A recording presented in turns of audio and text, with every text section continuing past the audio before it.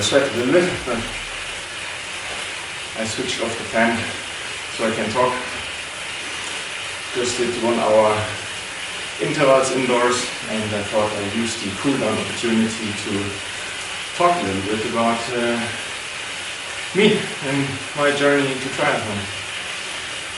So, as I said before already, I'm 40 years old, I'm turning 40 in September, living in Frankfurt, beautiful city. I only lived here since 3 months. I've lived in 10 countries before, traveled the world for work. I left Germany in 2010, moved to Russia. I lived 5 years in Russia, 3 years in China. Afterwards I moved to the Netherlands, but was looking after Southeast Asia, Australia and New Zealand for IKEA, a Swedish furniture company. And after that I've lived actually in Thailand for 6 months, just doing sports. So I started sports in Shanghai in 2015. After Thailand I moved to Dubai, lived 2019 and 20 in Dubai. Lots of cycling there, great cycling there. I will make some separate videos about that. And after Dubai, I stopped with my current company there and decided to go to university. I spent 1 year in Porto, in Portugal, to do an MBA there. And after that, I started at my current company, Flying Tiger Copenhagen, which is a Danish variety retailer, selling lots of fun stuff, office stuff, things for kitchen, decoration, children toys and so on. And I was first looking after the Middle East, opening stores in UAE, Saudi Arabia and Israel. And now since 4 months, I'm responsible for Germany. So I'm looking after the 28 stores here between Flensburg and Munich, spending quite a lot of time either in the train or on the highway. Yeah, that's a bit about me. Love cooking. You better love cooking if you're an endurance athlete, I can tell you. Otherwise you'll go bankrupt. And yeah, living here in Frankfurt with my 2 girls, 2 cats that I picked up in Dubai back in 2020. So that's a bit about me.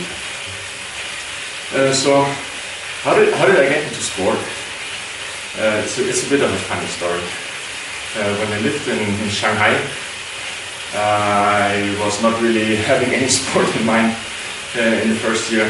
I was just partying like crazy, smoking a lot. I smoked a pack of cigarettes a day, and I think it was like September or something, 2015, when I just realized that it's not healthy, it can't go on like that.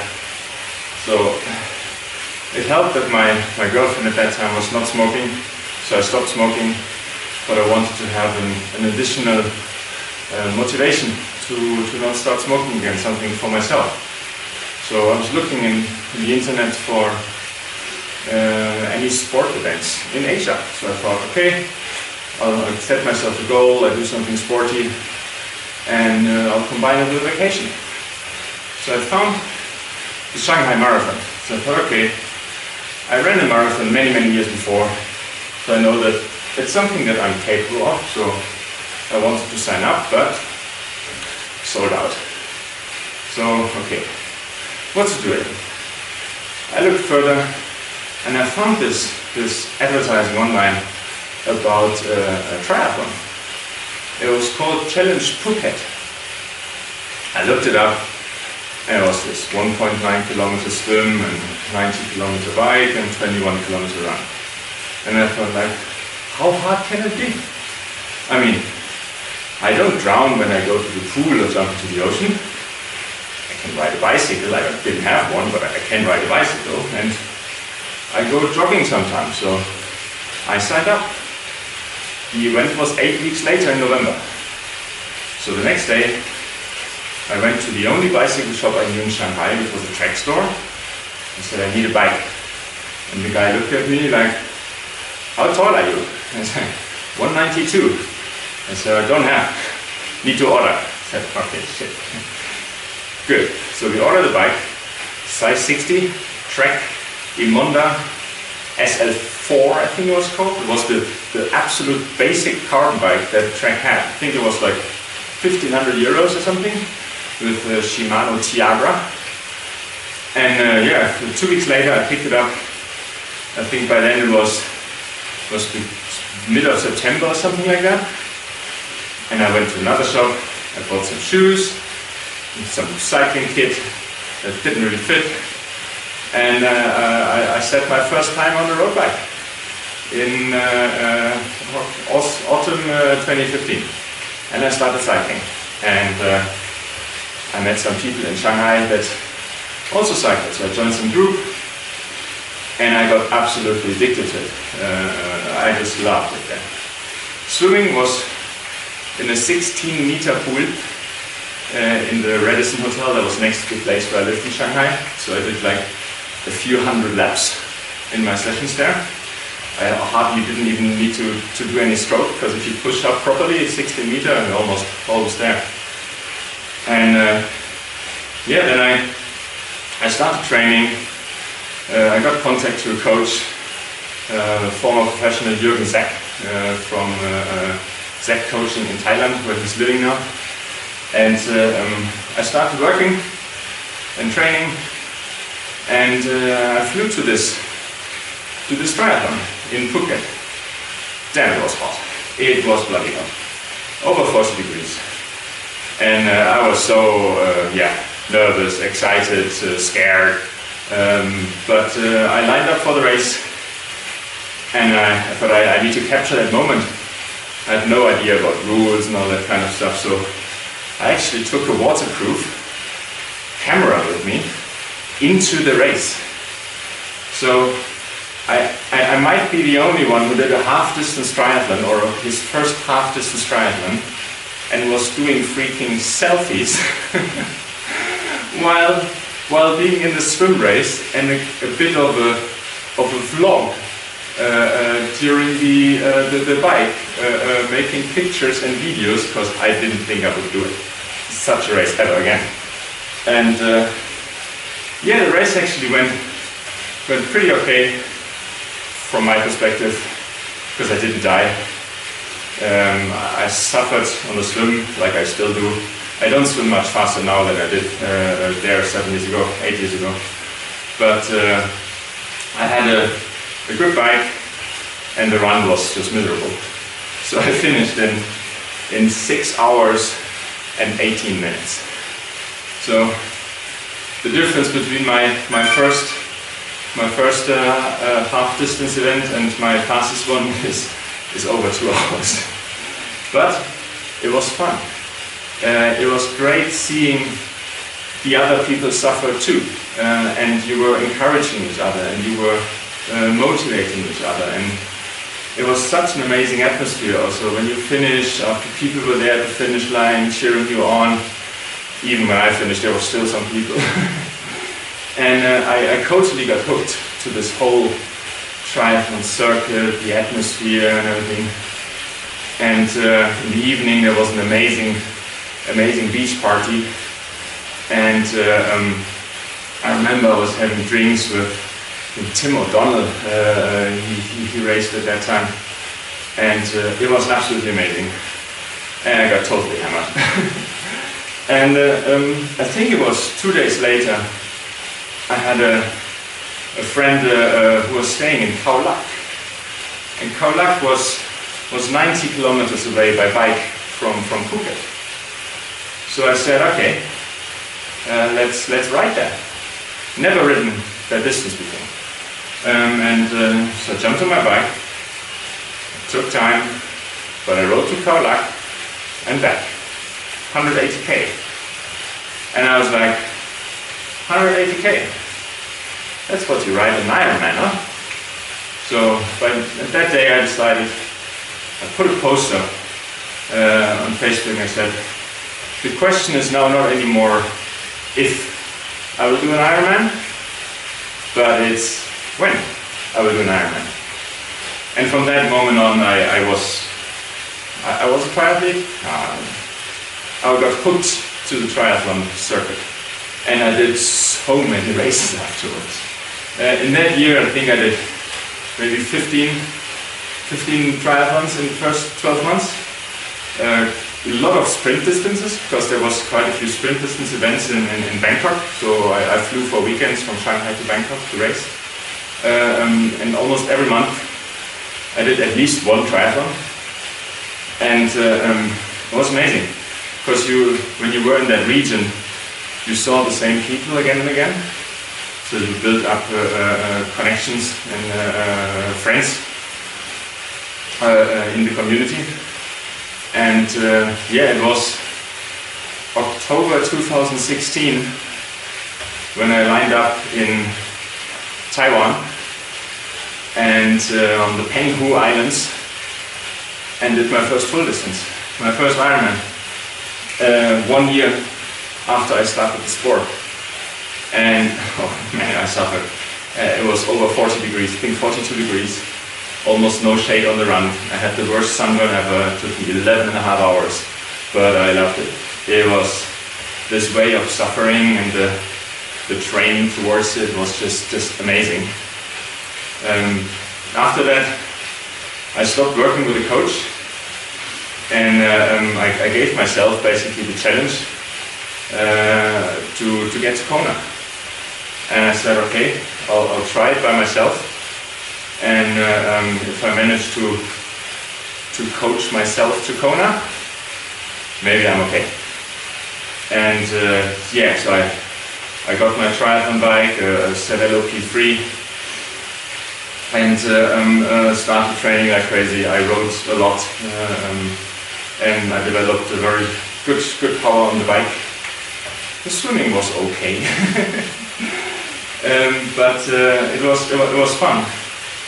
And actually at that time I changed my Instagram handle to Kona 18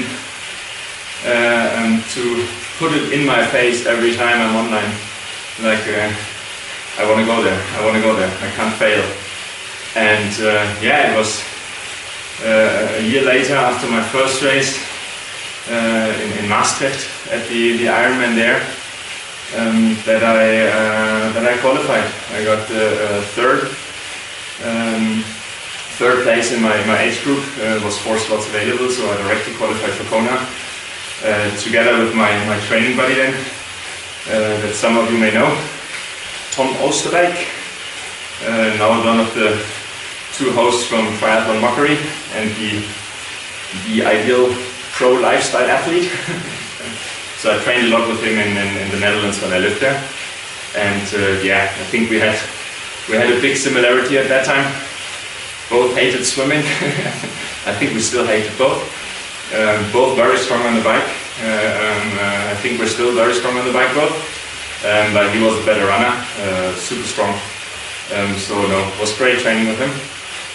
And we both went to Kona the year after. So it was amazing. Kona was. I did have a good race. He didn't have a good race. He collapsed just before the finish line. But it was the week before. The week before the race is just amazing. The atmosphere, seeing all the people sitting in the cafe, and you're meeting up with Joe Skipper and Jan Frodeno, seeing him sitting there, and Mark Allen and everybody, and we had drinks on the terrace with Lucy Charles, because she had common friends that I was staying with. So it was just amazing the whole week. I didn't really care if I had a good race or a bad race. It was an amazing week. So it's really sad that they split everything up. And Kona is very different now with the gender-specific races. But no, it was an amazing experience. Crazy expensive. I don't know, I paid 10,000-12,000 euros for the trip for 10 days. So you really need to think twice, 3 times if you make that raising the arm and said, I want my slot, because that's an expensive trip. So it's important to enjoy it. And so fast forward, Kona 2018, did quite a few full distance races afterwards. Before Corona hit, Frankfurt, Roth in Germany, man. If you can only do one race in your whole life, it's Challenge Roth. There's no race that even comes close to that moment when you're turning in the city towards Solar Hill, and God, I get goosebumps just thinking about it. And you see this 10-15,000 people that are standing there and cheering, and they don't care if you're Jan Frodeno, Magnus Ditlev, Volker Voigt, or Hansi from the village. Everybody gets cheered on in the same way. It's the most iconic race that I can ever think of doing. Kona was always a challenge to get there. That made it iconic and mysterious, and the conditions are rough. The race is horrible. It's like you're cycling on a highway for 90 kilometers, more or less, turn around and cycle back, and then you run on the same highway. The only beautiful thing in Kona is to swim. The swim is beautiful, because it's crystal clear water, you see turtles if you're lucky and everything, so that's amazing. And of course the landscape is nice, but you don't need to race there. So the race itself actually, whoa, not nice. There's so many beautiful races out there. So road, definitely amazing landscape, and the spectators are stunning. Not far off is Frankfurt, especially on the run course. You have a lot of people cheering you on. So yeah, Frankfurt and Road definitely are two really bucket list races. And yeah, so during Corona, or just before that, when I lived in Dubai, I did Dubai and the Middle Eastern races, Bahrain and Oman. Oman, I'm hoping to go back. Dubai, it's not so sure if it happens as it looks like, so we'll see how that develops. But yeah, the Middle East races are all dry conditions. Very warm, not that hot, but quite warm. Amazing roads. The road quality is fantastic everywhere, and pretty well organized, I must say. And fast races. So when I think it was 2020, I biked a 157 in Dubai. I had the perfect race. I had the perfect legs, and yeah, 46.1 average with I think 315 watts average power. It was amazing, and I think, correct me if I'm wrong, but I think to this date it's still the fastest amateur half-distance bike split that somebody ever did on an accurate course, and I still ran a good half marathon afterwards, so I didn't overbike. That was really good. And yeah, so I did the Middle Eastern races, really enjoyed them, set some good times. I think 4:05 or 4:07 was my fastest there. And yeah, then Corona hit. I left Dubai and moved to Portugal, and I did the 70.3 in Portugal, Cascais. Beautiful, stunning course, nice and scenic, honest course, up and down the hills, really nice one. And yeah, so last year I did Challenge Road again, but it was more out of fun, because I didn't really train for the run, so I just biked hard and then jogged the run. And yeah, so I wanted to do a really good race this year. So I did the Ironman Frankfurt 4 weeks ago, in beginning of July. And I was having a great race. Was the second fastest bike split.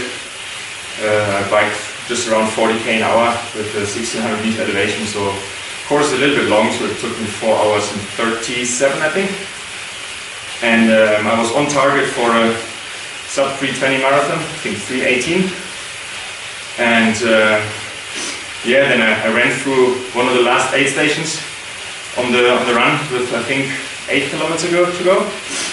And was full of paper cups, and I just ran through and I stepped on the paper cup, which had 2 big ice cubes inside, twisted my ankle.